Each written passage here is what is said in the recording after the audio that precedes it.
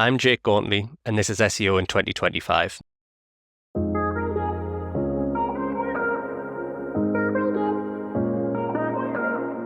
Jake, what's your number one SEO tip for 2025? So my number one SEO tip for 2025 is not to lose sight of the people that you are actually trying to reach through SEO.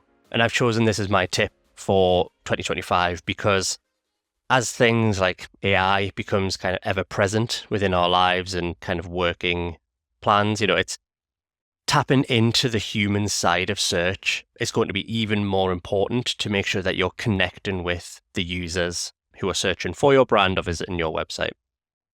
So how do you identify the people that you're trying to reach through SEO, and how do you define those people? Yeah, so I'm not saying kind of replace keyword research and data at all, but I think it's really important that you understand the journeys that people are going on when they're searching for things that are relevant to your brand or your products. Having a good understanding of those journeys and maybe what happens before the point of search kind of allows you to have a deeper, more useful level of content on your website and make sure that you're providing everything that a user would need when they're trying to get to, the point of conversion or find out the information that they need. So it's really important, I think, to start either speaking with your clients or the people in-house that you work with and have like a collective effort so everyone understands the journeys that your users are on. And it's really important, like I mentioned, to think of why they are on that journey. So what has happened that has made them want to search? And together kind of list out all of the various reasons that people might be searching, the journeys that they're on, map out kind of what a typical journey would look like for that user. And then you leverage things like search volume data. So you can, use search volume categories and map that to different stages of the journey. And we can say, right, we know this many people are searching at this point, this many people are searching at that point. But just because a certain point of the journey has a lower search volume, it doesn't really make it less important if it's still something that users need to get to the next stage. I was intrigued by a lot of what you were saying there, but particularly by the phrase identifying what people are doing prior to starting the search journey. Mm-hmm. You also talked about talking to people as well. I mean, this identification process, is that something that can be done through data, or can it only be done through having real life conversations with perhaps people in organizations and customers? Yeah, I mean, I think, speaking to real people would be the dream, but I don't know, a lot of people might not have the resource or time or capabilities to do that. An example that I like to use when I'm speaking to people at work is, if you think of someone searching how to clean pee off a mattress, right? I haven't heard that one before, but go for it. It's, we know something has happened to get them to need to search something of that nature. They're probably going to have the hands full. It's probably going to be quite time sensitive. They might have a kid running around. Kind of, we can assume all of that pre-context from the search. P-context. Yeah, the P-context, exactly. So in that instance, that person is probably not going to want to sit down and read 2,000 words on how to clean a mattress. They're probably going to need something quick and to get them what they need, efficiently. So if you're trying to, satisfy that user and get them to where they need to be on that journey, you're probably going to need to think of maybe like a video to have to show them so they can kind of work hands-on, maybe watch the video as they're dealing with the mini crisis that they're in. So I think even just trying to think for yourself or as a team of people that you work with and just trying to kind of plan out within those different journeys, whether it's like a particular piece of content or kind of a category as a whole. It's like, what are some of the things that might have happened beforehand that have led people to that point? And it might give you an opportunity to create other content, such as how to help your child so that they don't wet the bed at night.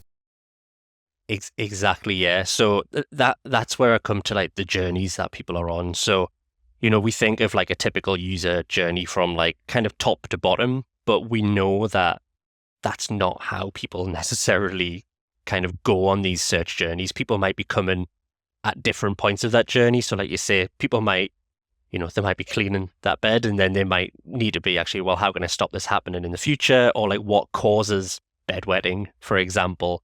So having really clear like signposting, navigation, obviously just internal links to those different elements that might lead people on to what can help them, or kind of parts of the journey that they might not even know they want to be on yet.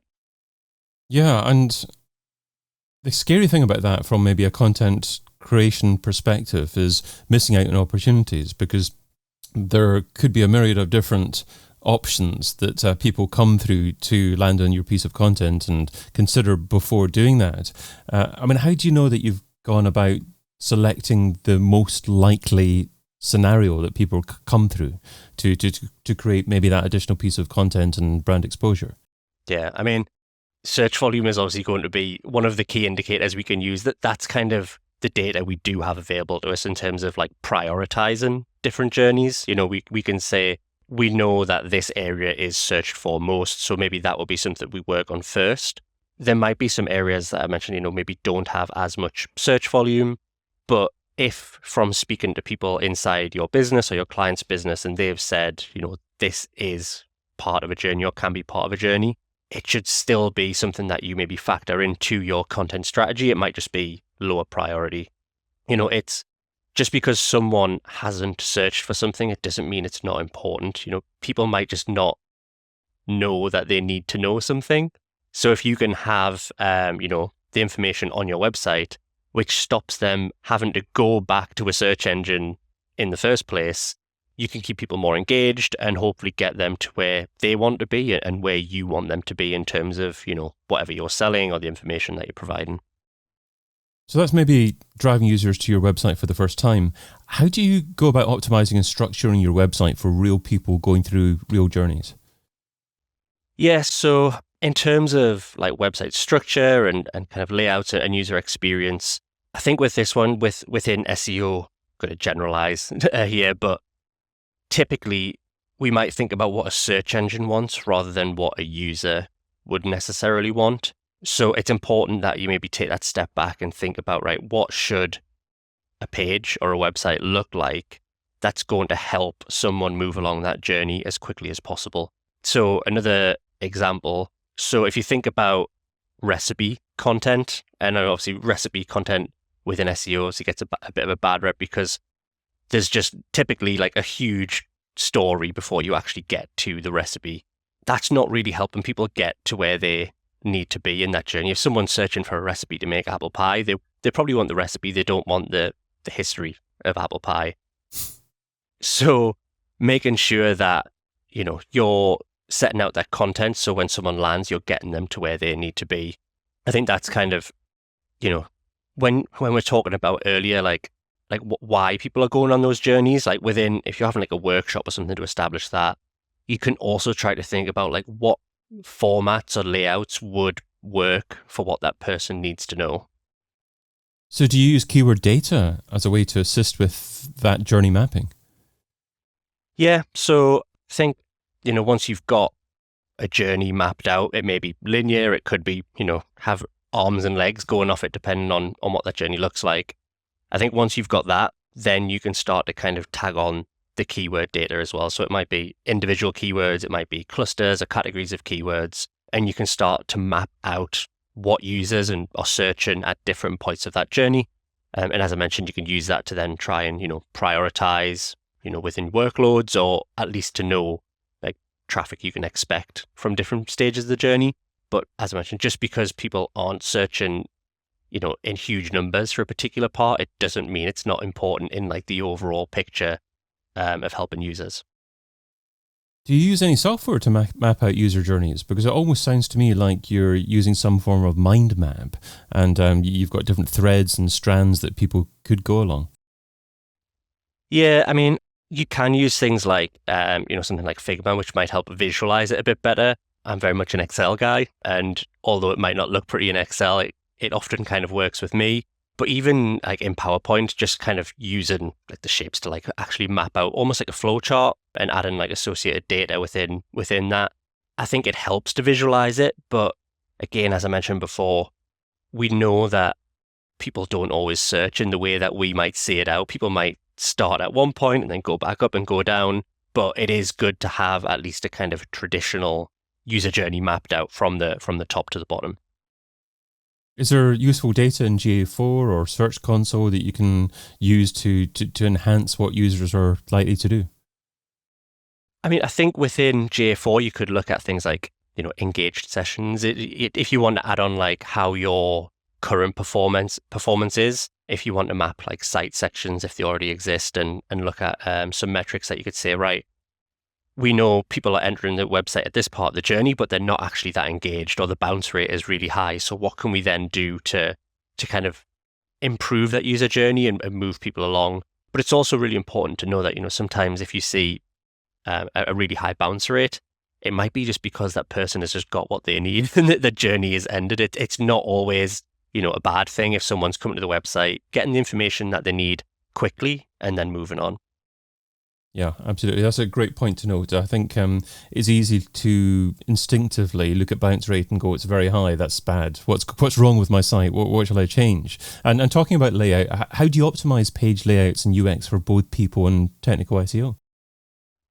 So I think when it comes to, real people, it's important that we're not stuffing a page with content or words or whatever it may be because we think that's what a search engine wants. We need to do things because they're actually going to help people move along. So you could, test that, whether it be just build a page and putting it live. You could maybe do some tests before a website goes live to maybe get some, qualitative data, ask someone to try and find information on the page. In terms of like the search engine element of it, it's always interesting. And you see a lot of like jump links at the top of pages now where you might have like click to go down to this section or whatever.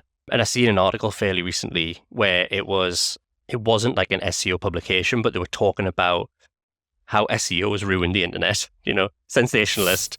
And they were like, do people actually even use those jump links? Like, or is this just something that people are putting in purely because they think it's what search engines want, or because a lot of the top performer websites now do it, so therefore people think they need to do it? So again, I think it's just taking a step back on those elements that you would maybe add as SEOs and just thinking like, is this actually helpful to what the user is trying to do? In the age of AI, it's also absolutely key to try and be head and shoulders above the competition and maybe not just replicate, as you've mentioned there, elements like jump links necessarily, that might not be appropriate and relevant for your own target audience. So with regards to AI, have you got any thoughts on how you ensure that your content is as human as possible, with perhaps utilizing some aspects of what AI can assist with, but still managing to position your brand as being unique and different and more relatable? Yeah. I think there are massive benefits when it comes to using AI. I think particularly around more like the ideation phase and those like initial insights, or kind of trying to think of, what people might want to know. But really, in terms of putting the content together, you need that human element, that, expert insight to add into there. Recently, for like a big keyword research project, which was on a topic that I wasn't massively familiar with myself, I used AI to help map out topics and subcategories that were relevant based on what I did know. And that actually helped me uncover like a huge amount of areas that I wouldn't have thought of because, I'm not the expert in that area. So in terms of that like initial phase of getting ideas, I think AI can be great. You can even use it to like start mapping out maybe like how content could be structured in terms of what users want to know. But really, you should be using real humans, either in your business or your client's business, to help put, that human touch on the content. I think it was last year when we were talking for SEO in 2024, we were talking a lot about, the human experience element of it, which was going to be so important with AI because, AI can't have that human experience. And I think, that's still just as important now, even though we're a year on. Whatever you can add from real human experience is going to be something unique to the individuals that you're working with in that business. And that can try and help you kind of set above your competition, like you were saying, go head and shoulders above them by offering expert advice that maybe other people can't. If an SEO is struggling for time, what should they stop doing right now so they can spend more time doing what you suggest in 2025? Yeah, so if an SEO is struggling for time, I would really recommend them to stop being siloed. So think if there are other people in your business or your client's business who know more than you, then leverage them. It can be, a direct route to getting that expert info. If there's people inside the business that know a lot more about a topic than you, then why not leverage them? It can also speed up your research process. So in the keyword research example there, I wish I had quick access to someone who could have helped me map out that keyword research plan. But it also just kind of promotes healthy collaboration as well. A brand's website and those user journeys should be everyone's concern. It's not just SEO. So the more people that you can speak to and bring them into the process helps to kind of provide a better output.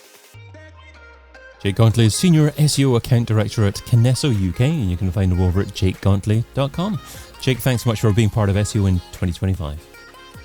Thank you very much. I've been your host, David Bain. Get your copy of SEO in 2025, the book, over at SEOin2025.com.